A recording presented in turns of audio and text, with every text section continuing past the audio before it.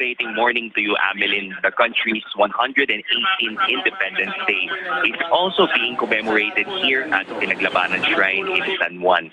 The Battle of Pinaglabanan is considered the first battle of the Philippine-Spanish Revolution on August 30, 1896. About 800 young Katipuneros under Andres Bonifacio captured the powder depot of the Spaniards known as El Polvorin in San Juan del Monte, which is present-day San Juan.